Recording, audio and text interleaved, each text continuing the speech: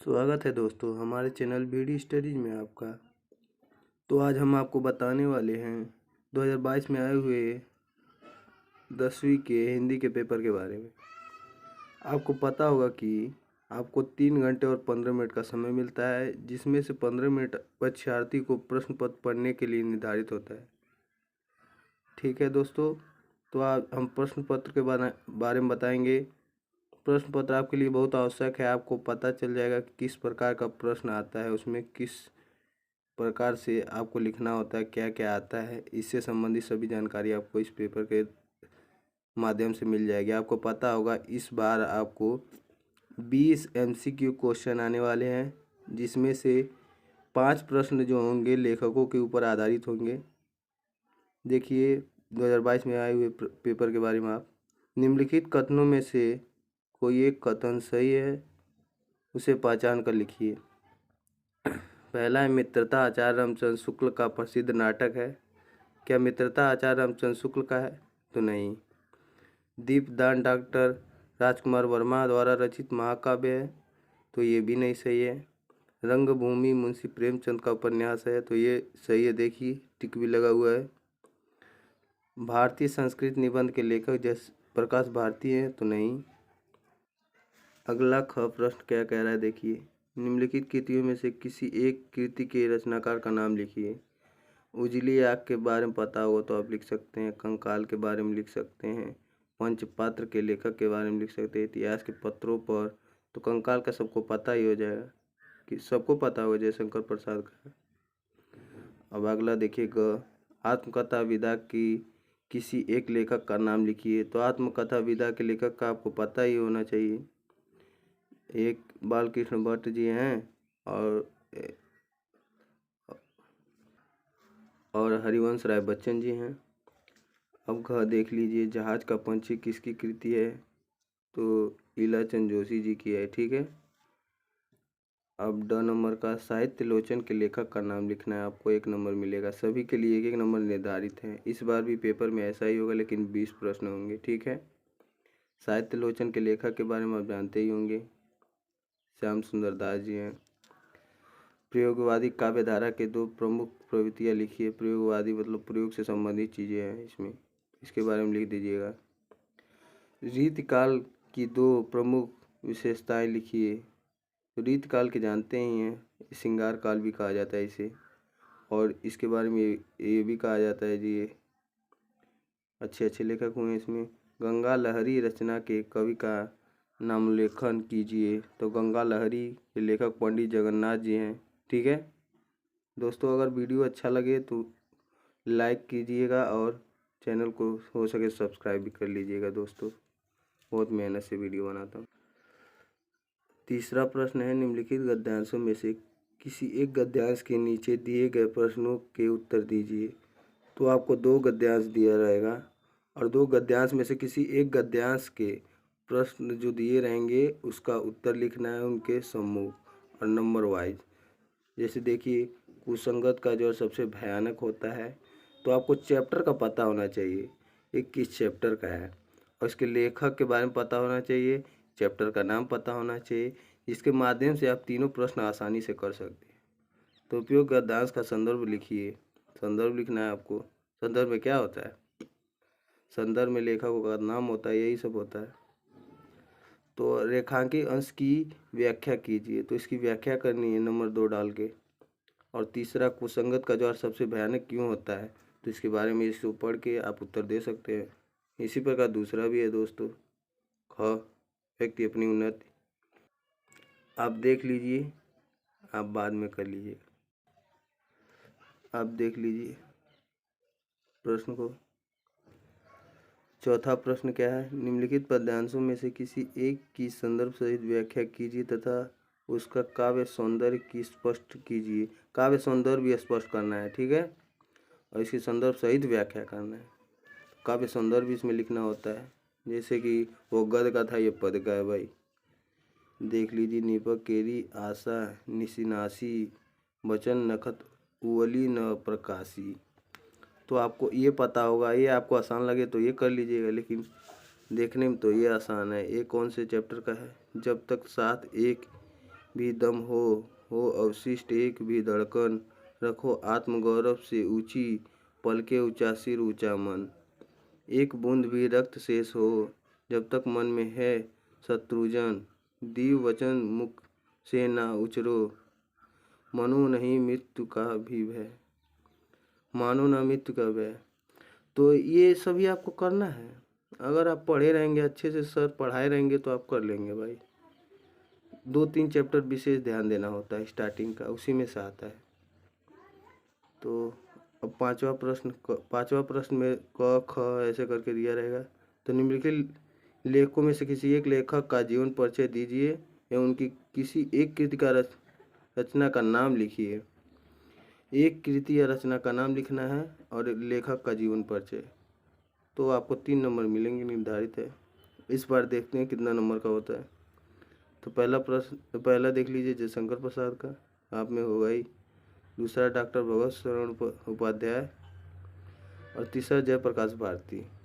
तो किसी भी चैप्टर का आ सकता है। आपको 2-3 लेखकों का जीवन परिचय याद होना चाहिए, जिससे अगर उसमें से एक भी आए तो आप कर लेंगे। तो ख देख लीजिए, निम्नलिखित कवियों में से किसी एक कवि का जीवन परिचय दीजिए तथा उनकी किसी एक रचना का नाम लिखिए। सूरदास, रसखान, मैथिली शरण गुप्त, किन्हीं एक का जीवन परिचय दे के उनकी एक कृति का नाम लिखना है। निम्नलिखित संस्कृत गद्यांश का संदर्भ सहित हिंदी में अनुवाद कीजिए। आपको 2-3 चैप्टर पढ़ लेना है संस्कृत के। ऐसा नगरी, भारतीय संस्कृत भाषायाम वाले में से पढ़ना है जरूर, उसमें से आता है भाई। और सर्वे भवन्तु सुखिनः, सर्वे सन्तु निरामया, तो ये भी आ सकता है छोटा करके गद्यांश। तो ये अनुवाद आप कर लेंगे, पढ़े रहेंगे भी, समझ के। 7वां प्रश्न का देखिए, अपनी पाठ्य पुस्तक से कंठस्थ कोई एक श्लोक लिखिए। तो ये भी 2 नंबर का आता है। श्लोक जरूर याद कर लीजिएगा, पाठ्य पुस्तक से कोई सा एक। निम्नलिखित प्रश्नों में से किन्हीं 2 प्रश्न का उत्तर संस्कृत में लिखिए। तो इस संस्कृत में दिया है प्रश्न और इसका उत्तर लिखना है। वीरे केन पूजयंती, वाराणसी कस्य भाषा केंद्र अस्ति, संस्कृत भाषा का केंद्र है। वीरे केन पूजयंती, पदे विनया की दूरियम याति, संस्कृत भाषा ते मूलम किमस्ति। ये सब जानकारी होनी चाहिए आपको, आसान है। अब देखिए 8वां प्रश्न का क, हास्य रस अथवा करुण रस का स्थायी भाव तथा परिभाषा लिखिए। हास्य रस या करुण रस में से किसी एक की परिभाषा लिखना है। तो अस्थायी भाव भी लिखना है उसके साथ साथ। और ख देख लीजिए, उपमा अलंकार अथवा उत्प्रेक्षालंकार की परिभाषा देकर उदाहरण लिखिए। तो इसमें उदाहरण भी लिखना है भाई। उपमा या उत्प्रेक्षा दोनों में से कोई सा भी आपको आता होगा, एक लिख लीजिएगा, उसकी परिभाषा भी दे दीजिए, उदाहरण भी दीजिए। सोठा छंदा और रोला छंद के लक्षण और उदाहरण लिखिए। तो सोरठा या रोला छंद किसी एक में उसका पूरा परिभाषा लिख के उसका एक उदाहरण जरूर लिखना। उदाहरण से 1 नंबर मिलेगा भाई, और इसकी परिभाषा से 1 नंबर, 2 नंबर आपको मिलेंगे। 9वां देख लीजिए, निम्नलिखित में से किन्हीं 3 के मेल से एक शब्द बनाइए। तो 3 के मेल से 3 का बनाना है। तो एक अ से अज्ञान, अकाल, अधि से अधिकार, अधिनायक। तो ये आपको उपसर्ग दिया हुआ है, प्रत्यय जोड़ के आपको शब्द बनाने हैं। तो 3 ही का बनाइएगा। उप का बना लीजिएगा, अभी का बना लीजिए, परी का बना लीजिए, देख लीजिए बना भी है। अब अगला ख देखिए, निम्नलिखित में से किन्हीं 2 का प्रत्ययों का प्रयोग करके एक शब्द बनाइए। तो आई लिखा है तो प्रत्यय चतुराई हो जाएगा। हट लिखा है घबराहट हो जाएगा। तो 3 ही का करना है। ता लिखा है सुंदरता हो जाएगा, महानता हो जाएगा। पन लिखा है बचपन हो जाएगा, लड़कपन हो जाएगा। ये सब लिख सकते हैं आप। अगला देख लीजिए ग, निम्नलिखित में किन्हीं 2 के समास विग्रह कीजिए तथा समास का नाम लिखिए। समास विग्रह करके आपको लिखना है, तब आपको समझ में आएगा कौन सा समास है। तो समझ में आएगा समास विग्रह करेंगे तो कौन सा समास है। अन्न, यहाँ दिया है सूचक चिन्ह अन्न और जल, तो अन्न और जल हो जाएगा। त्रिभुज दिया है, त्रिभुज 3 भुजाओं का समूह हो जाएगा। सप्त ऋषि 7 ऋषियों का समूह हो जाएगा। जल थल, जल और थल हो जाएगा। तो जिसमें और लगा हो, सूचक चिन्ह लगा हो, तो द्विगु समास का हो, द्वंद्व समास का होगा। द्वंद्व में क्योंकि लगा रहता है योजक चिन्ह बीच में, ठीक है। और त्रिभुज तो दिया है, संख्यावाचक द्विगु हो जाएगा, ये भी द्विगु हो जाएगा, ठीक है। घ निम्नलिखित में से किन्हीं दो शब्दों के तत्सम रूप लिखिए। तो अंगूठा लिखा है, ये तद्भव है, अंगुष्ठ तत्सम हो जाएगा। कपड़ा लिखा है, वसन हो जाएगा तत्सम। तालाब लिखा है, तद्भव। तड़ाक तत्सम हो जाएगा। जाल लिखा है, जल लज्जा हो जाएगा। लाज लिखा है, लज्जा हो जाएगा। संस्कृत हो जाएगा, मतलब तत्सम। ड देख लीजिए, निम्नलिखित में से किन्हीं दो शब्दों के दो दो पर्यायवाची शब्द लिखिए। तो आँख, पृथ्वी, वन, पक्षी, ये सब आपको पढ़ा होगा, आसान देता है इसमें। लोचन हो जाएगा, आँख का। नेत्र हो जाएगा, नयन हो जाएगा। पृथ्वी का धरती, भूमि, वसुधा, धरा, कुछ भी। वन का जंगल, कानन, कुछ भी लिख सकते, कानन सब। पक्षी का खग, विहग, पतंग, सब लिख सकते हैं। 10वां देख लीजिए, निम्नलिखित में से किन्हीं दो में संधि विच्छेद कीजिए और संधि का नाम लिखिए। मात्राज्ञा, मातृ धनाज्ञा स्वर संधि का उदाहरण है। उपर्युक्त, ऊपरी प्लस युक्तम स्वर संधि का उदाहरण है। इत्यत्र, इति धन अत्र स्वर संधि का उदाहरण है। दत्तत्र, दधि धन अत्र स्वर संधि का सभी स्वर संधि के उदाहरण है, ठीक है। ख देख लीजिए, निम्नलिखित शब्दों में से शब्दों के रूप चतुर्थ विभक्त एक वचन में लिखिए। तो फल अथवा मति, फल का या अथवा करके दिया है, मति का। दोनों में से एक का चतुर्थ विभक्त लिखना है और एक वचन लिखना है, ठीक है। चतुर्विभक्त का पहला वचन लिखना है, ठीक है। तो फल का चतुर्विभक्त का पहला वचन क्या हो जाएगा, तो आप जानते ही होंगे, लिख लेंगे। पढ़ लीजिएगा, पढ़ धातु फल का हो गया, सब धातु पढ़ लीजिए। ये पढ़ धातु से संबंधित है, मतलब ये क्या पढ़ना है आपको, लकार पढ़ना है, इसमें लकार से संबंधित। निम्नलिखित में से किसी एक धातु का लकार पुरुष वचन उल्लेख कीजिए। पढ़तु, हसन, हसाम, पठिष्यस, इससे संबंधित देख लीजिए। निम्नलिखित किन्हीं दो का संस्कृत में अनुवाद, संस्कृत आपको आती होगी तो कर लीजिएगा।